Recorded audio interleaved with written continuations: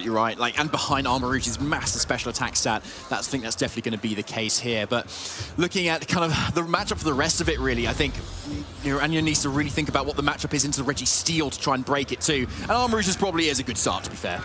Yeah, it's a pretty good start. We've got that Armor Rouge and DD, a very, very classic combination, but not in the slightest run in a classic way. We've got the weak armor here, facing down the Incineroar and Ogerpon, so you do have the Incineroar facing down the Armor Rouge. Immediately, you've got to contend with that Meteor Beam charged by the Power Herb on that first turn. That might be why that Ogerpon has also been led. You can go for the Follow Me, keep the Incineroar safe from that Meteor Beam, and that's a one-time use. As soon as you use that Meteor Beam and you didn't hit the Incineroar, then Incineroar is a perfect counter to that Armor Rouge now. Obviously, you can still go for a Meteor Beam, but that takes 2 turns, and at that point, you're just going to, well, I'll just switch out. I know you're locked into Meteor Beam at this point. So you do have to be careful in the face of that Follow Me Ogerpon. Yeah, absolutely, you do. And the Incineroar does seem a little bit afraid of that right now, as it goes straight out into a Pokemon that probably takes this a lot better, especially a Meteor into this Moon Pokemon, being the Cresselia, well used to taking those crater impacts. And we're getting also the Terrasalization for this Ogerpon Wellspring into the pure water site that we've seen so much across this whole day today. So we'll have to see where it's going to be targeting this time, because an Ivy Cudgel straight into that Armor Rouge is going to do a heap ton of damage. It's the responding Terror as well. Is it going to be that Terra Stella that we'll see? We'll have to see. It is that Armor Rouge going into the Terra Stella there. That massive crown with the power of all the types. Here we go. What is it going to do, Jamie? I'm pretty hyped. It's going to do some absolutely massive damage. The first Terra Stella we've seen today on the stream, and Armor Rouge of all Pokemon. It's a Follow Me coming out from the Indeedee, keeping it safe from this Ivy Cudgel that would have still done super effective damage into the opposing Armor Rouge. Stella doesn't save you from that, but there is the Meteor Beam used up on this turn. That's not going to hit an opposing Incineroar. It's still going to give you the special attack boost to the Armor Rouge, and this is going to be a Stella boosted Meteor Beam, so it's still going to do absolutely massive damage. It was into the Incineroar slot, but now it's a Cresselia. Cresselia classically very bulky, but took over half from not even the same type attack Meteor Beam into that slot. That's massive damage. That is massive, and Indeedee has a helping hand that it can also use if it so wants to, so even more damage could potentially come out of this Armor Rouge, potentially on a future turn or a future game in this set too. So question is, going into the later turns, Ben's looking probably pretty safe with his Ogerpon at the moment. In fact, it's that special defense boosting it up. It's probably going to survive any sort of attack at the moment, even if it's that expanding force right now. But maybe with the helping hand, it might be enough, depending on the kind of speed interactions. But to be able to keep this Armor Rouge safe, it needs to either go for a Follow Me or an Endure. And Endure could be really huge at this point, because it would be able to, of course, drop the defense because of the weak armor, but more importantly, get the speed interaction even higher. I'm not caring about that on this turn. It's going to be Helping Hand, very brave in the face of that Ivy Cudgel that could be targeting down this Armor Rouge, and it's going instead, no, it's targeting the Indeedee. Oh. He called it correctly, Nemanja. Fantastic play. That could have just been a Follow Me that was wasted because it targeted into that Indeedee, but here's a Helping Hand boosted, Terra Stella boosted, expanding force into the Cresselia and the Ogerpon, and it's a double KO! Fantastic play coming out from Nemanja. Could have been an Ivy Cudgel into that Armor Rouge, but fantastic call. Massive damage. That was a special defense boosted Ogerpon, and it's still a one-hit KO. It's a Wellspring. Oh my goodness, Jamie. That is like a double KO of a Cresselia and an Ogerpon Wellspring. You just do not see this. You don't see this.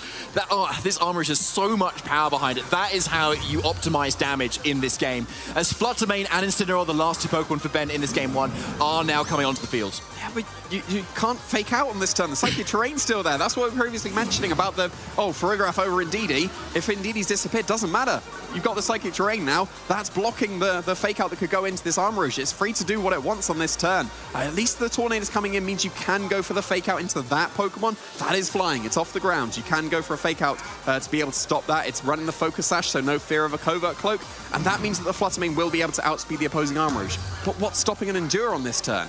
You'll be able to endure, survive any Shadow Balls or any, like, Dazzling Gleams. It will still throw off because of the fire typing, but Shadow Ball it will be able to survive, and then you can just go for a Tailwind and then Expanding Force, and that should be a KO into the Fluttermane. Yeah, it's looking really solid right now, because Endure is kind of like a Focus Sash, but a little bit better on that same turn, because you can take multiple attacks and still survive on 1 HP. It doesn't have to just be one like it is with a Focus Sash where it gets used up. So it is a really safe option to be able to just kind of protect here. And it looks like Tornez is going on the protect itself. Yeah, it's going to be keeping itself safe from the fake out. That also keeps the Focus Sash intact, but there's no Endure coming out from this opposing Armor Rouge. And it's still going on the offensive, and it's the Shadow Ball, but it wasn't. Once again, into this Armor Rouge. Ben, what are you doing? That Armor Rouge is going to do so much damage here. It's a now, once again, Terra Stella boosted Armor Cannon into the opposing Fluttermane. That's still going to do absolutely massive. It's another one-hit KO. This Armor Rouge is just running through Ben's team. I know, Ben's just ignoring it as well. Like, it's just kind of completely destroying.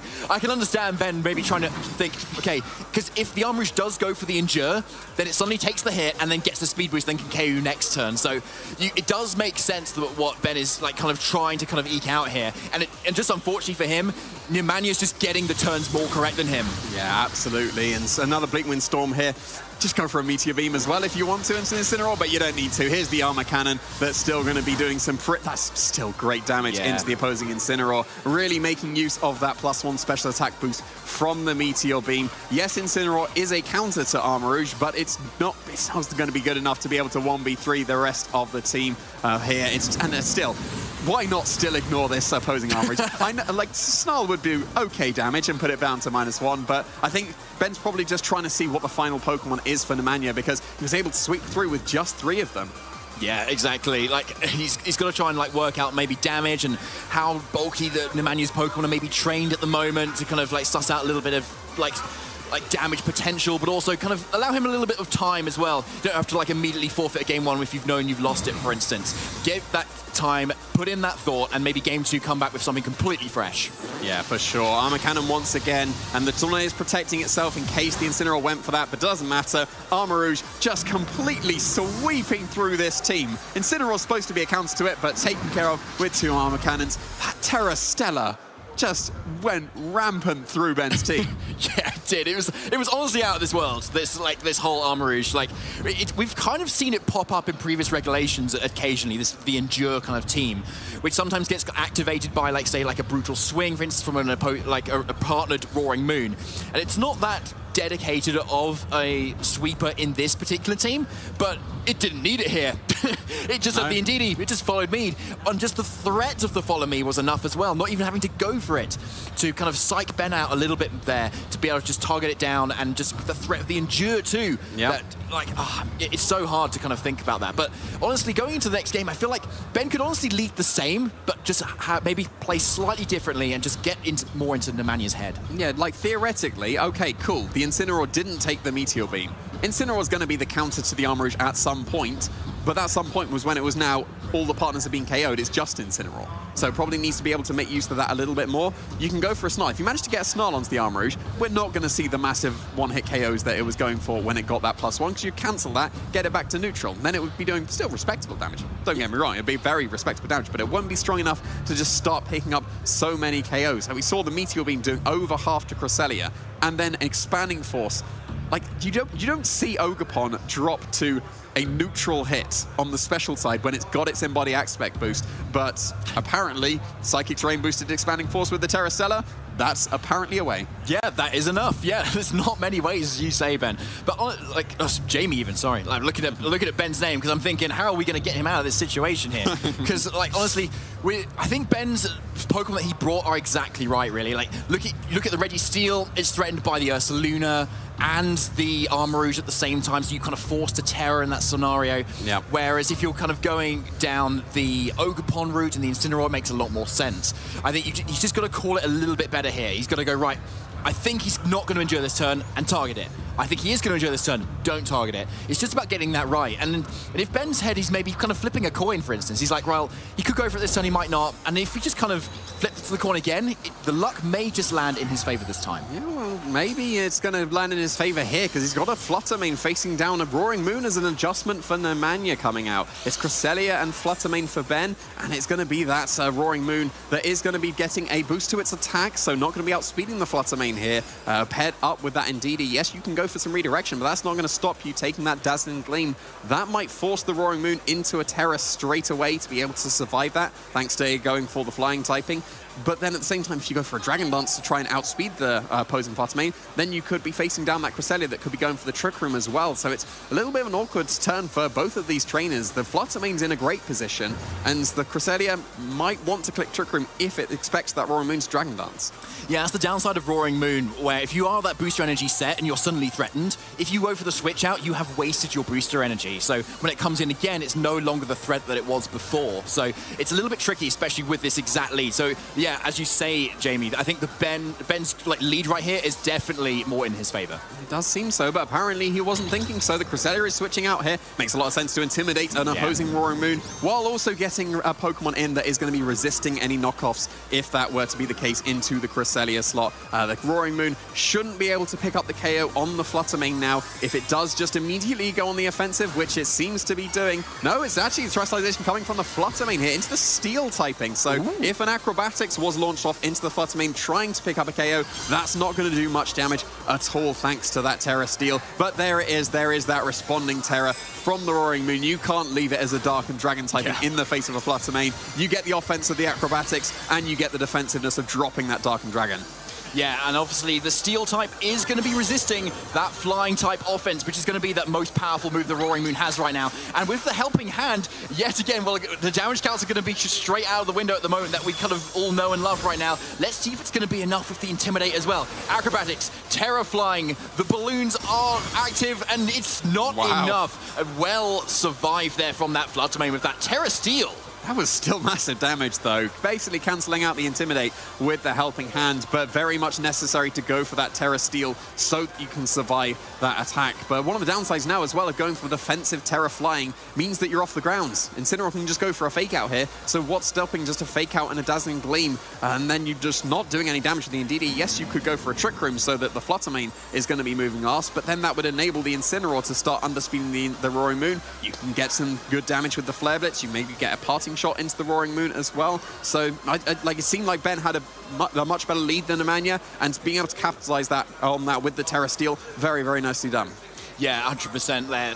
And as you say, he's got a good momentum going into this turn here. But with the Intimidate on that Roaring Moon, I wouldn't be surprised if Nemanja maybe will consider switching out the Roaring Moon now, because if it comes back in, it is going to be more effective than it is currently. But actually, it's the Cresselia switching in here. So perhaps Ben thinking this Roaring Moon maybe go on the defensive here with a Protect, because the Fake Out is pretty obvious. And actually, it's a responding switch out on Nemanja's end, taking out the Indeedee, which is honestly pretty useless right now, into the Tornadus, as the Cresselia comes in this time instead. And yes, there is that Protect for the Fake Out here, so a little bit of a pause of a turn in the game at the moment, Jamie. Yeah, both players trying to reposition here. The Fake Out into the Roaring Moon makes perfect sense. It's off the ground. You can go for the Fake Out into that. Therefore, indeed, he wouldn't have really done anything on that turn.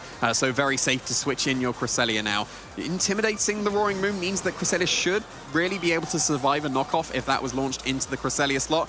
Maybe even a Bleak Wind Storm in combination with the knockoff.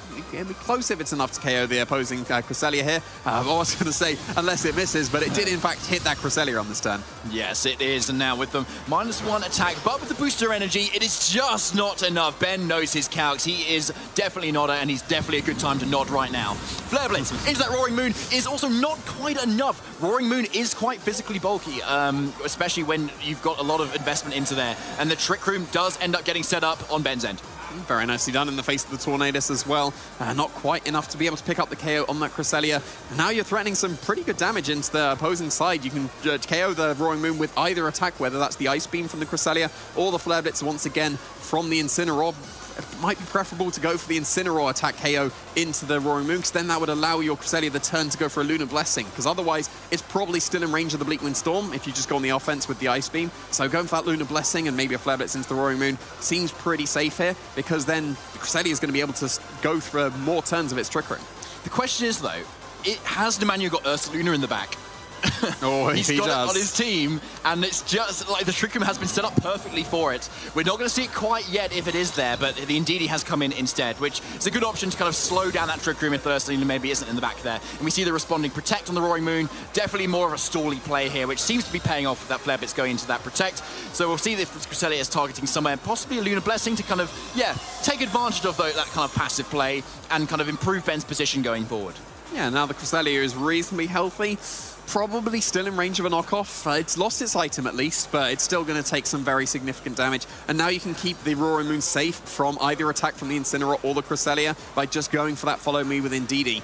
It might even be able to survive a combination of attacks. It'd be pretty close if a Flare Blitz and an Ice Beam is enough to KO the opposing Indeedee. But the Roaring Moon would be pretty safe if you just keep it safe with the follow me. Maybe you Dragon Dance on this turn as you're trying to stall out the Trick Room. You might not have enough turns though. You might need to be just going on the offense and take care of that Cresselia. You can't really do it into the Incineroar. Acrobatics would do okay damage, but you probably need to be able to KO this Cresselia before it can just start Lunar Blessing and getting all its recovery back.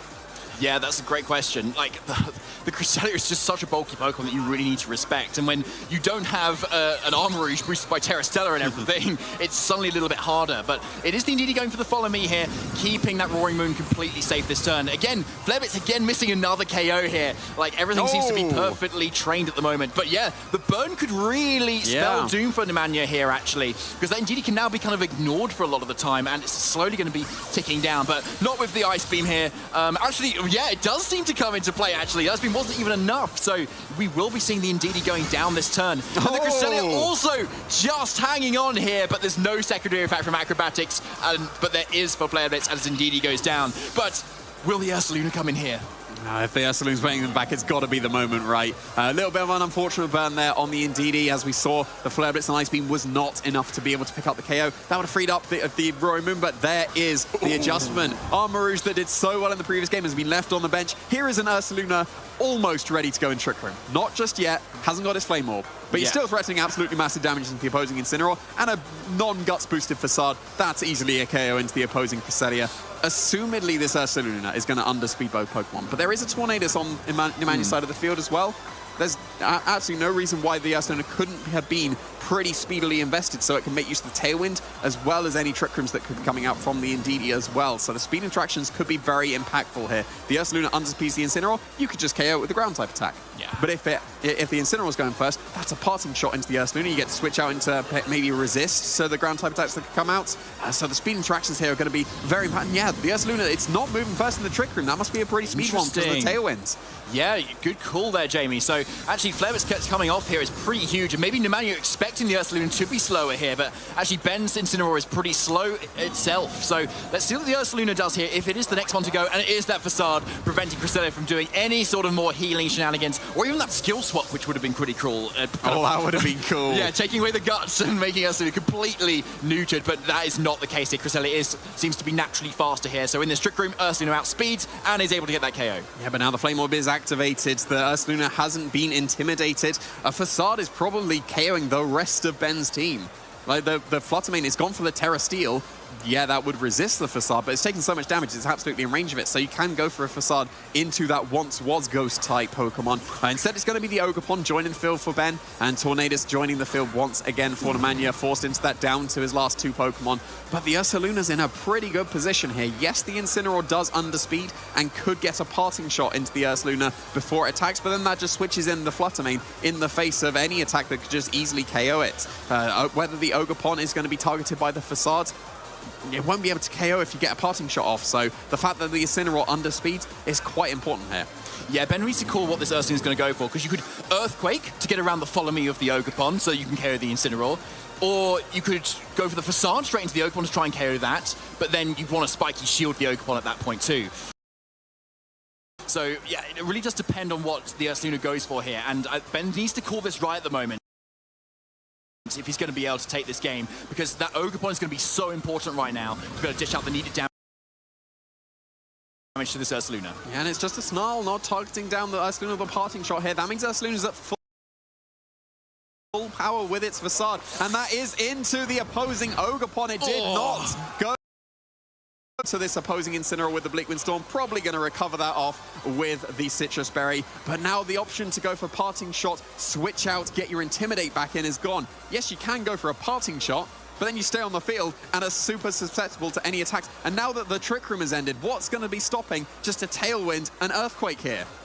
Well, To be fair, Fluttermane is pretty quick, so a Tailwind and Earthquake may not be enough to actually outspeed this Fluttermane. And this Fluttermane is also choice specs, so you do have a lot of damage behind it. So it bends out is that Ursaluna is not protecting this turn and is not faster in the Tailwind, and so you can get the KO with a Specs Moonblast if it's in range enough. Yeah, it's Terra Steel, it's not Terra Fairy. Terra Fairy would have got it, for sure. If this is not a slow Ursaluna, that means it's got some speed investment, sacrificing some bulk. Yeah. But it's not, it's Terra Steel. That was very impactful to survive the acrobatics, for sure. But that's going to lose out on the damage boost to be able to get that KO. You need to be able to KO, you need to outspeed and KO this Ursaluna. It won't be this turn. We'll find out later. This has surely got to be a Tailwind from the opposing Tornadus, as we are seeing. And now, what's going to happen with the speed interactions? The Ursaluna's absolutely outspeeding the Incineroar. It's a KO with the Earthquake. But that was a little bit of extra chip damage from that burn. Yeah, it definitely was. And so, like, Nemanja is definitely in his court, right? Because Incineroar tends to run like the same sort of speed. Oh, another burn. Another Flipless burn, by the way. 3 Pokemon have been burned. Ben with the blitz and burns here, like, is absolutely spreading his hate. But yeah, the Tornadus is now on a timer too, as well as that Ursaluna too. So, but Nemanja's calling Ben so well throughout this game. But yeah, as you say, Jamie, really depends on this Ursaluna. Does it have enough speed? Does it have enough bulk? Does Ben get a critical hit? Oh, it's not going to matter. There's the Icy Wind. That's surely going to put the Ursaluna faster than the Fluttermane, because it's it outsped the Incineroar. It must be a speedy Ursaluna. Yeah. And now the Fluttermane. It's not going to outspeed. There's the Earthquake. That is easily going to be able to pick up a KO on this now Steel Terra Fluttermane and the Incineroar. And that is going to be a double KO. That is Nemanja Sandic going to be able to take this game against our co-caster. Sorry, Ben. You're old school and you're out at this point. The older school in Nemanja Sandic gonna be able to, in fantastic fashion, take this game and move into day 2.